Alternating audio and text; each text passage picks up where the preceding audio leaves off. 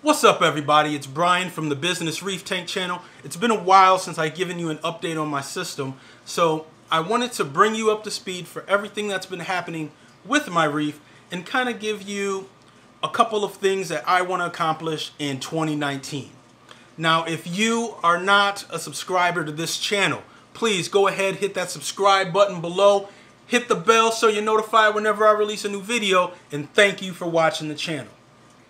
Now, the first thing I want to talk about is nutrient control in my system. Now, because I don't have a refugium, I don't have any Chaeto reactors or algae reactors, the only way that I am exporting nutrients in my system is a skimmer, which is fine, but I think I can do a lot better. Because I don't have the space for any of those other systems, the only thing that I can do is really dose carbon. So I've been dosing carbon for a while. I've dosed vodka, I've dosed vinegar, and finally I've decided to go to Red Sea's Nopox as a form of nitrate control in my tank. My nitrates typically run about 20, but I've always want them lower. My goal for nitrate is 4 or below, and that is basically a low range test using Red Sea. I've never really been able to get that using vinegar or vodka, but I have been able to achieve that using Nopox. Now, I started using Nopox a couple of months ago, but now I'm up to the point where I'm doing pretty good with it. I like to use the Red Sea test for nitrates, but I also from time to time use Salifert.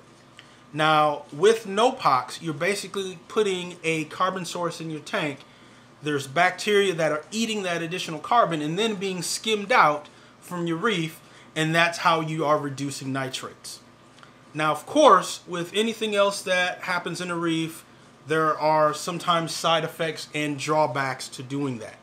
The drawbacks that I had in dosing Nopox, even though it has lowered my nitrates, is that I got that white slime that you hear people talk about when they're using Nopox.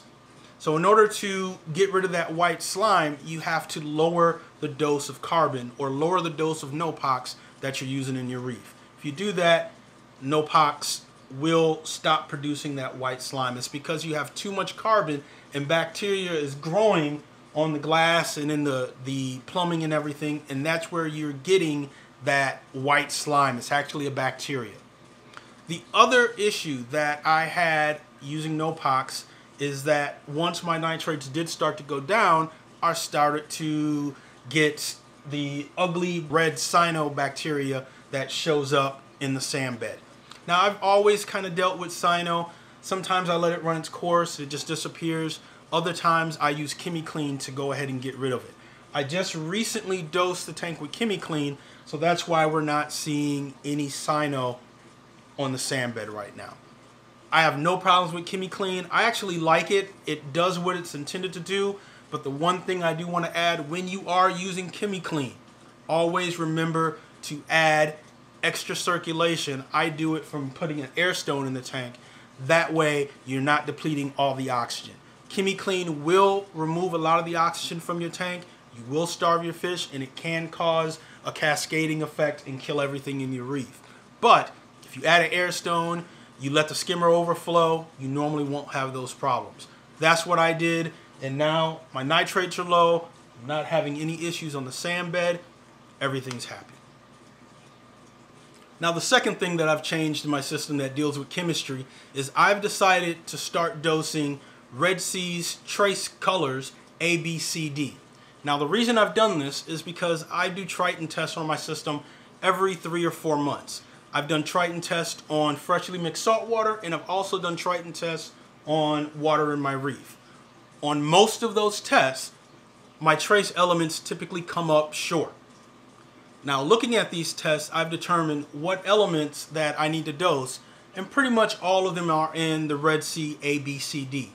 To give you an example, I don't have to dose potassium because potassium typically is normal in a Triton test, and I also test potassium with Salifert and Red Sea's test kits. Now, I've decided to do this, and I don't know if it will be good or bad. I've always heard mixed reviews on trace colors, but we'll see what happens. Now, how I determine the dose of this, because once again, you want to be able to test this stuff out to make sure everything is all right. The first thing I did is I need to find out how much calcium that my system is using every day. I did this by turning off my calcium reactor. I tested it, waited 24 hours, and tested it again. That way I know exactly how much calcium and alkalinity my system is consuming. Now, the formula for Red Sea's trace colors is for every 51 milliliters of BRS 2-part that you may use, you dose 1 milliliter of the trace colors A, B, C, D. Now with the calcium reactor, I have to kind of make that calculation and see how much calcium I would need to dose if I was using 2-part. So I came up with that from BRS's calculator, and I came up with my dosage. So far so good, everything is alright, but once again I want to stress, if you're doing any dosing, make sure you always test to make sure you're dosing the correct amounts. So far so good. We'll see what trace colors does for my reef in a few months. The third thing that I've done with chemistry in my system, a friend of mine from one of the reef clubs that I'm a member of decided to give me a Kalk reactor free of charge. Basically said, if you can get this working, it's all yours. I want to send a shout out to Jim for that. Thanks, man. I got this Kalk reactor running. It just basically required a new pump. So I've always had issue with low pH in my reef. The reason being is, one, I'm in a basement. It's all closed up. Two, I run a calcium reactor, which drops the pH of the system anyway. I've tried a bunch of different things. If you follow the channel, you've seen my video on the BRS CO2 scrubber. I've used that. I really didn't like it too much because I always had to refill that media, and it was pretty expensive. The other thing that I've done is I've ran an airline tube from my skimmer's intake to the outside. Now this helps a little bit, but it doesn't get me to where I really want to be in pH. Now of course you don't want to chase pH, but I do know higher pHs will cause corals to hopefully grow a little bit faster. So this is what I want to do. So I've set up this Kalk reactor, and I'm going to have it dose specific amounts throughout my 24-hour period. The reason I want to do this is I want to be able to control exactly how much calcium and alkalinity I'm putting in with my Kalk reactor. That way I can tune back my calcium reactor so I can have a normal consumption and I don't mess up any of my chemistry here. So I've just started doing this. Hopefully it works out. In fact, this is the first day I'm testing it. We'll see how it goes, but that's the plan.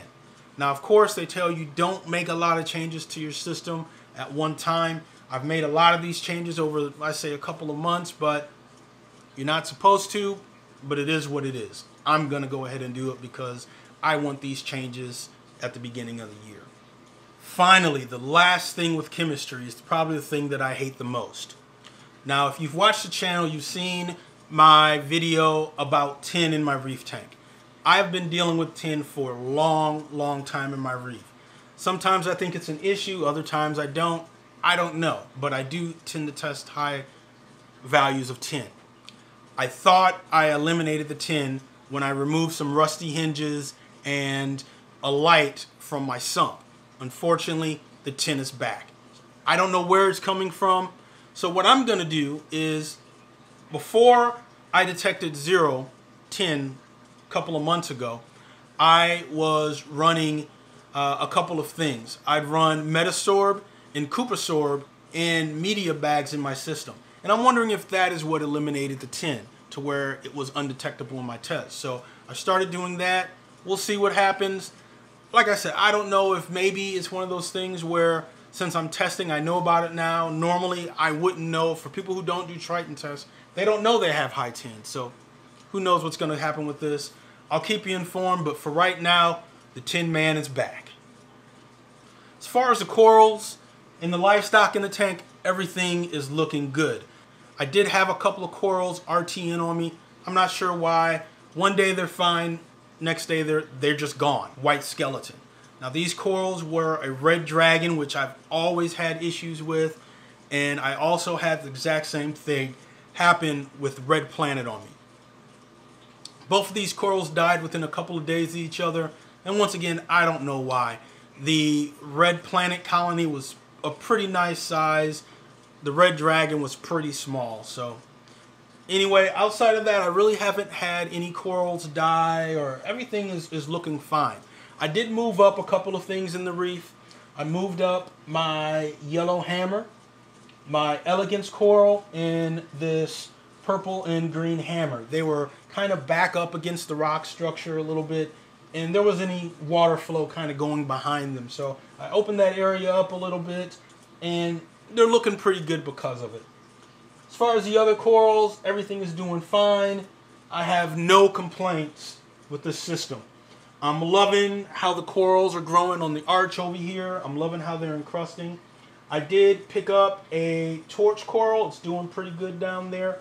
I picked up another acan. I want to have this area over here like a little acan garden, so we'll see how that goes. The bubble tip anemone tank is doing good. I did add a kind of purplish black torch to that tank, so I don't know, I may stop calling it the bubble tip tank. I may just call it tentacles and stings or something like that. Who knows? But that tank is doing all right. The clownfish in that tank are doing good. And the fish in this tank are doing pretty good too. I did add a new wrasse to this tank, and that wrasse is getting along pretty well with the other fish in the tank. So far so good.